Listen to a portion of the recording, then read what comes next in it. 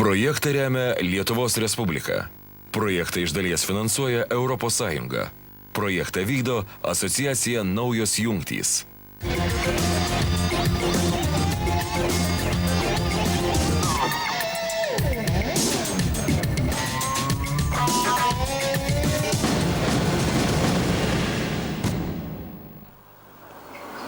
Paauglystės savęs ieškojimo metas. Kas ieško, tas randa. Tik klausimas anksčiau ar vėliau. Vieni ieško mokykloje, kiti už jos ribų. Vieni maištingai, kiti prieštaringai, dar kiti net drastiškai. Vis svarbesni tampa bendraminčiai, su kuriais galima kuo nors užsiimti ar ką nors nuveikti ir neiti į mokyklą, pabėgti iš pamokų. Priklauso, ką mes veiksim per tą pamoką, ar kontrolinį rašysim, ar toliau temas eisim kitas. Tai aišku, kad bėgam, tai visi bėga, bet ne per daug, nes mus labai spaudžia, kad nebėgtume iš pamokų. Iš tikrųjų, labai tikrina lankomumą ir tai yra labai svarbu. Tai tiesiog blogai baigsis, jeigu per daug bėgiosim, tai mes taip sveikai stengiamės. Racionaliai, jeigu jau labai striuka, tai bėgam, bet nebe priežasties tokios jau. Dažniausiai stengiamės rasti priežastį, kad bėgti iš pamokų. Bėgam šiaip, taip pakankamai dažnai, nesidrovime. Bet šiaip iš esmės, jeigu būna kas nors rimtesnio, tarkim, galima pabėgti iš kultūros, muzikos ar dar iš tokio dalyko, kuris nėra svarbus. Bet jau 11 klasėje bėgti iš lietuvių kalbos ar matematikos tai yra kvaila. Iš esmės, nes praleidi ir po to labai sunku būna pasivyti tą pamoką. Tiesa, ne visi tų priežasčių ir ieško. Kitose mokyklose tai, žinau, keletų žmonių, kurie iš tikrųjų savaitėmis neina į mokyklą. Tiesiog praleidžia vieną, antrą pamoką, kontrolinį, jiems reikia atsiskaityti, po to jie nesupranta ir tas bėgimas tampa nuolatiniu ir jie neina į tas pamokas iš viso net į mokyklą. Praleidžia kažkur kitur. Dauguma susiranda draugų panašių į save. Paprasčiausiai tai būna, gal tai būtų ir namuose paprasčiausiai sėdi, gal susiranda paprasčiausiai, važiuoja į miestą dar kas nors. Jeigu, šiaip galima, susirasti tikrai galima ką veikti. Iš tikrųjų, tai kiek žinau tokių žmonių, kurie nevaikšto į pamokas savaitėmis, tai jie dažniausiai prasėdi visą laiką centre, nuo pat ryto iki vakaro, tėvam pasako, kad vaikšto į būrelius tam, kad gautų pinigų, kuriuos galėtų ten išleisti visokiom nesąmonėm. Alkoholiui? Būtent, nenorėjau tiesiai taip sakyti. Tėvai jūsų žino? Kartais žino, kartais ne. Tai jeigu pažiūri į pažymių knygelę ir žino, kad šitą dieną nebuvo nieko svarbaus, tai aišku, kad žino. Bet šiaip taigi neini pas mamą ir nesakai, šiandien pabėgo iš pamokų arba dar kažką panašaus. Paaugliai tarsi omarai, ką tik numetę šarvą, teigia viena prancūzų psichoanalitikė. O mokyklos nelankymas kaip užburtas ratas, kuris sukelia dar ir neigiamus jausmus. Asmenybė, kuri dar tik bunda ir skleidžiasi, nebetobulėja ir praranda savo vertės jausmą. Abejingumas, baimė, gėdos jausmas – tokia bėgimo iš pamokų kaina. Sveiki gyvi. Šiandien aš norėčiau jūs pakviesti diskusijai. Mes kalbam kiekvieną penktadienį apie vaikus, kurie nelanko vidurinių mokyklų. O šiandien pakalbėsim apie psichologinės mokyklos nelankymo priežastis. Mūsų svečiai šiandien yra daktarė Elena Martinonienė, yra mokyklos tarybos narė. Labą dieną. Tėvų tarybos narė. Taip pat su mumis yra moksleivė Eglė Masiulytė iš Baltupių vidurinės mokyklos. Sveiki. Bei psichologė Kristina Ignatavičienė. Labą dieną. Na ir ką mes laidose dažnai kalbėjom apie problemas, apie mokytojo, mokinio santykius, tėvų mokyklų santykius ir daug kitų dalykų, bet, kalbėjom apie problemas, bet retai labai kalbėjom apie gerus dalykus. Kasgi gero yra toj mokykloj, kas yra ten teigiamo. Aš norėčiau kreiptis į daktarę Martinonienę, visgi yra kažkokių ir teigiamų dalykų, kaip ta mokykla šiandien mūsų vystosi, kokie kryptimi eina. Kaip jūs galėtume tuos teigiamus dalykus įvardinti? Na, bent jau tyrimai rodo, kad iš tiesų yra taip, jog vaikai atranda vis daugiau motyvacijų mokytis. Na, ir galbūt viena iš tokių didžiausių naujovių, tarkim, ir labiausiai mokinius džiuginančių, kad galima vis daugiau rinktis, ką mokytis, kokius dalykus pasirinkti. Tarkim, 11-okai, 12-okai ar gimnazistai jau 40% dalykų pasirenka patys. Na, jaunesni gauna mažesnės galimybės, bet tai vėlgi jau pradžia daroma. Ir tos galimybės rinktis, tai yra, kai į mokinį žiūrima jau kaip į kiekvieną atskirą asmenybę, žiūrima, kad kiekvienam reikia sudaryti skirtingas šiek tiek sąlygas, be abejo skatina vaiką ateiti ir kažką gauti toj mokykloje. Na, kaip motyvuoja galimybė rinktis? Mes kalbėjom apie motyvacijos trūkumą. Egle, kaip pačiai, ar ta galimybė rinktis atrodo teigiamas dalykas, ar jis motyvuoja mokytis tave? Taip, manau, tai yra labai teigiamas dalykas ir kartais žmogui, atrodo nereikalingi tie dalykai ir net nemėgstami, nemėly širdžiai. Ir jų tiesiog nesimoko arba turi mokytis prievartą. Tai jeigu mokinys pasirenka tą dalyką, kuris jam patinka ir kurio jis nori, jis jį mieliau mokosi ir geriau išmoksta ir gaunami žymiai geresni rezultatai. Ką atsakytų psichologai? Visgi motyvacija ir galimybė rinktis. Tai iš tikrųjų yra geras dalykas, nes pats žmogus gali, pats priima sprendimą, pats moksleivis priima sprendimą, kas jam yra svarbus, pasirenka savo svarbų dalyką, o kadangi šitas dalykas jam yra svarbus, jį domina, vadinasi, jis įdės ir pastangas ir suras laiko tam dalykui mokytis. Galimybė rinktis svarbu. Kas daugiau toj šiandieniniai mokykloje yra tokio teigiamo ir pozityvaus? Mokytojai taip pat tobulėja, atrandami vis nauji mokymo būdai, metodai, pamokos tampa įvairesnės, prisideda naujos technologijos. Aš manau, kad labai svarbus dalykas šiandieninėje mokykloje yra vaiko tikslų formulavimas. Be abejo, ne visur ir ne visada gal tai sugebama padaryti iš karto, tačiau geras pedagogas iš tiesų netgi pačioj pamokoje suformuluoja aišku tiksliuką ir vaikas jį suvokdamas lengvai įveikia. Be abejo, tie tiksliukai gali būti vienai pamokai, jie gali būti šiam semestrui arba visiems mokslo metam. Augant žmogui, jie tampa vis ilgalaikiškesni, tai yra jau tie patys minėti 11-okai, 12-okai, jie jau programuoja savo kažkokias perspektyvas, ką jie toliau studijuos. Ir dėja, jeigu jau kalbam apie praleistas pamokas, tai mažiausiai motyvų mokytis turi dėja tie vaikai, kurie nerado savęs nei gimnazijų suolose, nei proftechninė kažkokioj kryptiniai neranda savo profesijos. Ir jie lieka vidurinėje mokykloje, tarsi toks, kaip ir balastas, mažiausiai motyvuoti mokytis. Bet kas pagimdė tą problemą, jų netradimo savęs vėliau? Ar ne ta pati mokykla ir tą pagimdo? Čia turbūt reikia žiūrėti visų kompleksiškai. Tėvai galbūt per mažai kalbėjosi, nesidomėjo savo vaikais. O kaip tėvai turėtų su vaiku kalbėtis? Kaip jūs kalbate su savo vaiku? Klausti. Vaikas atsako, viskas gerai, gavau 10-uką. O čia reikia nenustoti kalbėtis ir klausti, o kokios šiandien pamokos buvo? Ar buvo kontroliniai? Ar iš tiesų tau įdomu tai, ką tu dabar mokaisi? O kokie dalykai tau sudėtingiau sekasi? Ir tuomet, jeigu ta pamoka šiandien iš tiesų buvo praleista ir vaikas nenorėjo apie tai prisipažinti, jis nejučia ir išsiduos, kad jis nebuvo, nežino. O beje, kieno tėvai kasdien paklausia, kaip sekės mokykloje? Jūsų paklausė? Tik tai 2 žmonių? Gerai, vis dėlto mes susirinkom kalbėti apie tas psichologinės priežastis, kasgi demotyvuoja mokinius, kas skatina mokinius neiti į mokyklą, jeigu galima taip sakyti.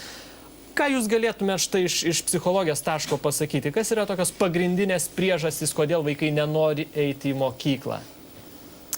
Būtų sunku išskirti vieną priežastį, dažniausiai tai būna visa priežasčių puokštė, kodėlgi tas vaikas neina į mokyklą. Svarbiausios. Jeigu kalbėsime apie psichologinės, tai turbūt tokios pagrindinės psichologinės priežastys tai yra tos, kad pakitęs vaiko savęs vertinimas, dažnai tie vaikai, kurie mokyklos nelanko, jie nuvertina save, nepakankamai vertina savo galimybės ir gebėjimus. Kita priežastis tai būtų dalis tų vaikų, galbūt jie yra labiau linkę į tokią praktinę veiklą negu į akademinį teorinį mokymasi. Bet yra galimybė rinktis mūsų mokykloje, ar ne? Štai mes pradžioje Yra kalbėjom. galimybė rinktis, bet dar nėra tiek daug dalykų, tiek įvairių programų su ta tokia praktinė pakraipa. Iš tikrųjų yra šiuo metu, kiek žinau, rengiama tos programos, eksperimentuojamos, daromos, bet to turbūt nepakanka. Svarbi dar priežastis yra ta, kad tie vaikai, kurie mokyklos nelanko, jie dažniausiai patiria nesėkmę. Tai yra patirta nesėkmė. Kiekvienas vaikas mokykloje turėtų patirti sėkmę tam, kad jis norėtų eiti į tą mokyklą.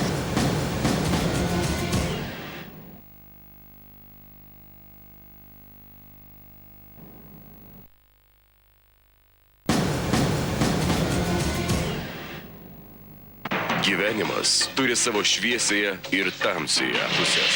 Dar vaikystėje mes atsidūrėme jų kryžkelėje. Daugiau nei 2000 Lietuvos vaikų vengia lankyti mokyklą. Kasmet šis skaičius vis auga. Nepatvirtintais duomenimis tokių vaikų gali būti keletą kartų daugiau. Kodėl? Abejingumas šeimoje, mokymosi sunkumai, mikroklimatas mokykloje, nesutarimai su mokytojais, prievarta ir patyčios. Vaikui dar labai sunku atskirti, kur juoda, kur balta. Mes visi galime jam padėti. Nepalikime jo vieno. Santykiai su mokytojais iš tiesų yra turbūt bene svarbiausi motyvuojantis vaiką ateiti į mokyklą. Ir kaip tyrimai rodo, beveik 80% vaiko to lankomumo ar reiškia, noro ateiti į mokyklą priklauso nuo asmenybės.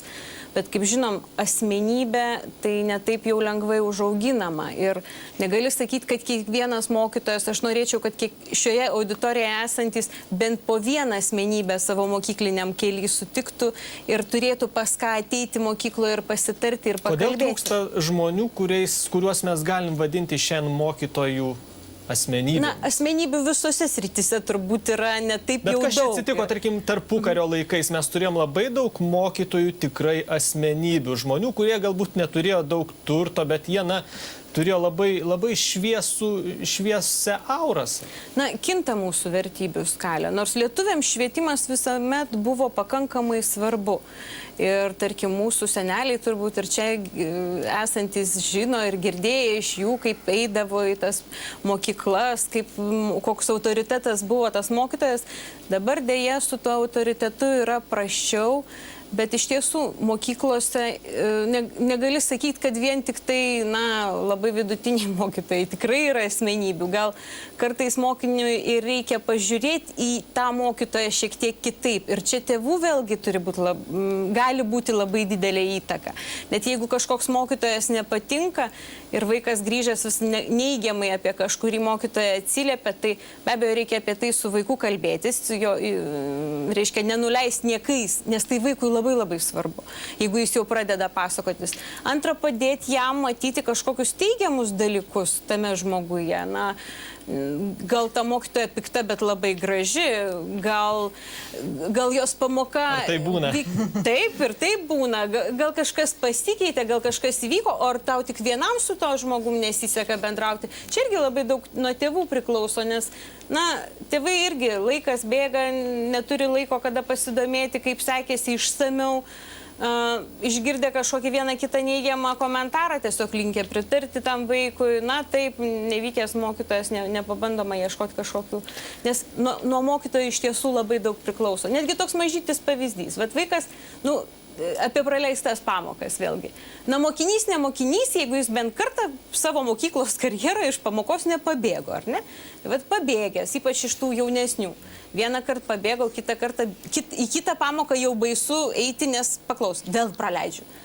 Jau kelios pamokos susidarė, kai praleido. Jau po to atsiranda baimė, kad praneš tėvam. Ir kartais taip tas ratas labai greitai užsidaro. Svarbiausia, kad ne tiek pabėgtų, bet kad sugrįžtų į mokyklą. Ir kad mokytojas sugebėtų, galbūt atleisti ten ar pavėlavimą kažkokį, nes vėlgi kartais labai griežtai baudžiam už pavėlavimą arba reaguoja mokytojas į pavėlavimą ir sukuria tokią terpę, kad tada tas vaikas prieėjęs 10 minučių pavėlavęs, prie mokyklos durų prieėjęs, visai praleisiu. Bet aš noriu paklausti.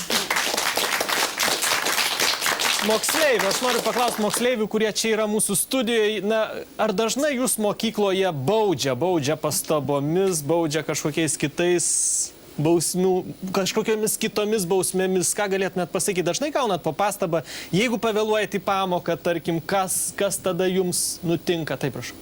Mus baudžia tik tai žodžiais, pasako kartais pastabas, bet niekad nerašo, griežtai kažko tokio nedaro niekad. Jums sekas, o čia šitoj pusėje yra nubaustų mokinių? Pas mus taip pat yra žodinės pastabos, bet kai žodinės pastabos jau nebeduoda jokios naudos, tuomet prasideda raštiškos pastabos, nes vėluoti į pamoką 30 minučių ir jeigu tai yra nuolatos, tai man atrodo, kad jau žodinė pastaba nebepadės. Pas mus jau yra ir truputėlį daugiau tokių raštinių pastabų. Anksčiau rašydavo į pažymių knygeles pastabas, nežinau, kaip tėvai, tarkim, žiūri, jeigu jie randa pastabą. Na, jeigu jau mokinys gauna pastabą į pažymių knygelę, tai klausimas, ar tas mokinys, kuris gavo pastabą, parodys tai savo tėvams. Tačiau, jeigu tu neužsidirbi tos pastabos, tai vadinasi, tau nėra ko slėpti. Ir šiaip tos pastabos, kurios yra, tarkim, už pavėlavimus, tai yra tik tai tokios raštiškos. Ir kartais net tėvai apie tai nesužino, arba sužino tik tai per tėvų susirinkimus. O kodėl jūs nepasisakote tėvam? Na, kas norėtų sakyti tėvams apie gautą pastabą? Juk kiekvienas gavęs pagyrimą tikrai nubėgs pirmas ir pasigirs. Tačiau yra ko girtis, kai tu gavai pastabą. Gerai, bet na, jūs kalbėjote apie tai, kad svarbiausias motivatorius, jeigu taip galima sakyti, mokiniui yra mokytojo autoritetas šiandien. Kiek štai, Eglė, jūsų mokykloje yra tokių mokytojų, kuriuos jūs galėtumėt pavadinti savo autoritetu? Ir kiek tokių, kurių nemėgstat, neigiamų mokytojų, ko daugiau? Čia gal, manau, nuo žmogaus priklauso, kas ką mėgsta ir ko nemėgsta. Vieni labai gerbia mokytus, kurie turi savo griežtą žodį, kurie palaiko klasiai tvarką ir galbūt net parašo blogus pažymius. Jie, aišku, gavę tą blogą pažymį, nueina paburbant mokytą, bet jį gerbė. Ir yra tokių mokytojų, kurie duoda visišką laisvę, visi juos myli, tačiau kaip ir nieks negerbėm, nes tas mokytojas nieko neduoda. Bet, negalima vertinti kompetencijos, štai, sakom, geras žmogus, ne profesija. Ir vienetai tokių mokytojų, kurie išlaiko tą ribą tarp griežto ir draugiško. Ta riba tokia labai, sunku, aš manau, ją pasiekti. Taip. Ir va, tokie mokytojai, manau, yra geriausi, bet jų labai nedaug.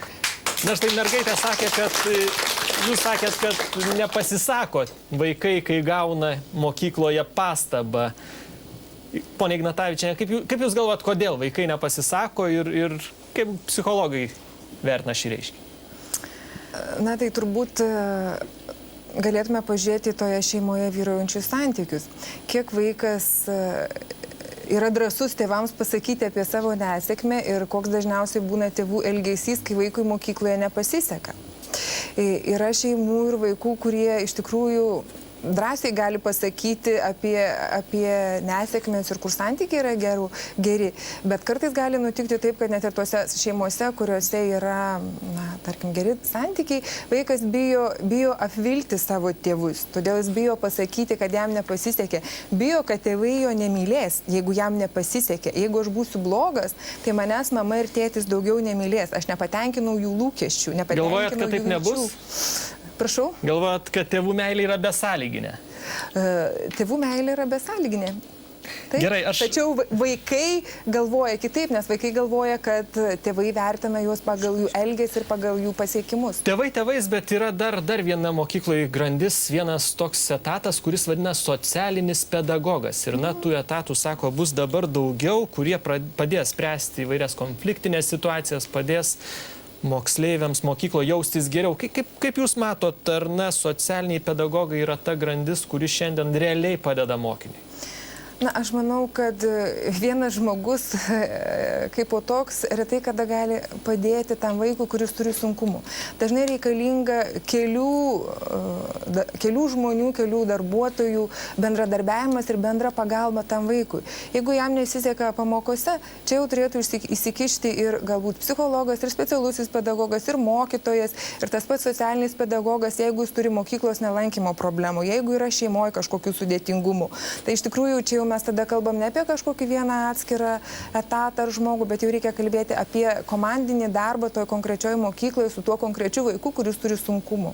Elena, jūsų vaikas nebijo jums pasakyti, kai gauna, tarkim, pastabėlę, gal žodinę pastabėlę, ar jums visą laiką tą pasako?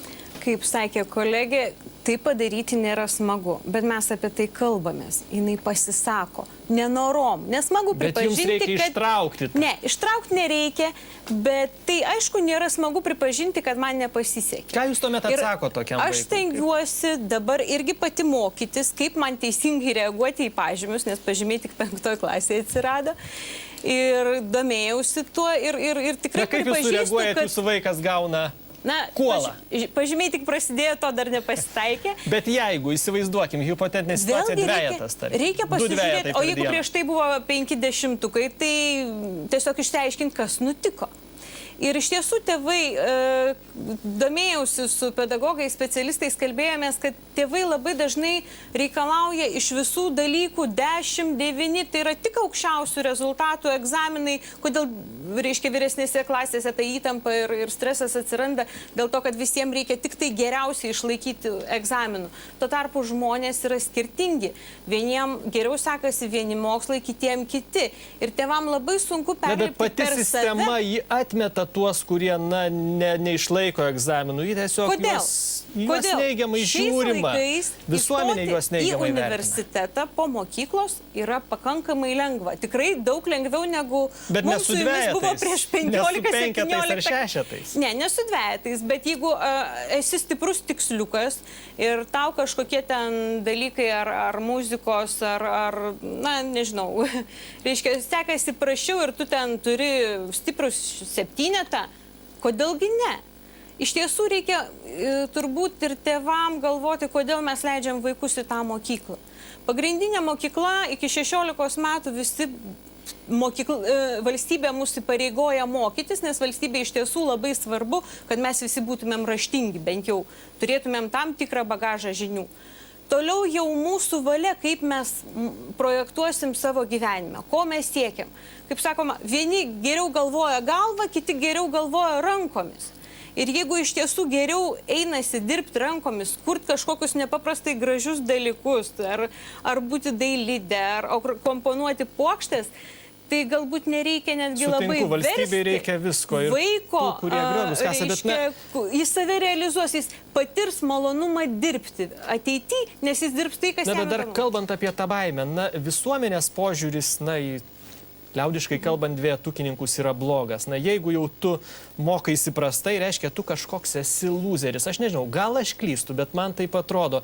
Visgi ar tai dar labiau, tas mokinys tiesiog tada neturi motyvacijos stengtis. Jau jisai žino, kad jis toj kategorijai ir niekas jo nepakeis. Ir smagu, kad dabar vėlgi ir tos pažymius mokytojai pamažu keičia požiūrį, mokosi, vėlgi seminaruose yra dėstomos tos naujos metodologijos ir kaip vertinti mokinį. Tarkim, ar rašyti dvejetą už neatsineštą sąsiuvinį? Ar tai žinios? Jeigu taip, tai yra pareigingumas, stropumas ir taip toliau, bet tai nėra žinios. Aš praeitoj laidoj klausiau, jeigu mūsų laidos dalyviai būtų švietimo ministrais, ką jie darytų. Egle, jei būtum Baltupio mokyklos direktorius, ką darytum? Kitaip. Manau, kad iš esmės gal labai nieko ir nekeščiau. Manau, kad patys gal pedagogai turėtų duoti savo, ne tai kad laisvę, bet gal praplėsti savo požiūrį, keisti savo pamokų dėstymo stilių. Nes iš tikrųjų kartais ne tiek, kiek atrodo ir geras mokinys, šiek tiek prisibijo ateiti į pamoką, todėl kad jis vieną kartą nepadarė namų darbų ir bijo būti paklaustas. Net ir pats geriausias. Ir tiesiog gal reikia mokytojo požiūrį keisti. Gal mokytis tiesiog išdėstyti geriau pamoką, naudotis visom priemonėm. Dėkui Jums. Ką psichologija, koks būtų Jūsų apibendrinimas visgi, kaip spręsti tas psichologinės problemas, baimės, kompleksus, kurių kasdien mokiniai patiria mokykloje begalę? Iš tikrųjų, kiek aš esu susidūrusi su šitą problemą, aš galvoju apie tai, kad vis tik tai mūsų mokyklose dirbantiems mokytojams trūksta pagalbos. Mes vis juos kritikuojam ir sakom, kad jie to nepadaro, ano nepadaro, bet iš tikrųjų yra tyrimų atliktų, kurie rodo... Kokios pagalbos jiems trūksta? Pagalbos patiems suprasti ir jiems patiems būti motyvuotiems, padėti tiems vaikams, kurie turi sunkumų, kurie kažko nemoka, kurie kažko nežino, kuris praleido, netėjo į mokyklą 2 dienas, padėti jam, paklausti, paaiškinti, nes dažnai mokytojai stengiasi atsikratyti tos atsakomybės, pabėgti iš tos situacijos, nedalyvauti. Tai yra toks, manyčiau, svarbus dalykas mokytojo motyvacija padėti tam vaikui. Pačiam mokytojui reikėtų suprasti, kodėl tai yra svarbu padėti tam vaikui. Kokia man iš to nauda, kad aš jam padėsiu. Ačiū Jums, dėkui už atvykimą į mūsų laidą ir ačiū Jums visiems. Iki kito penktadienio.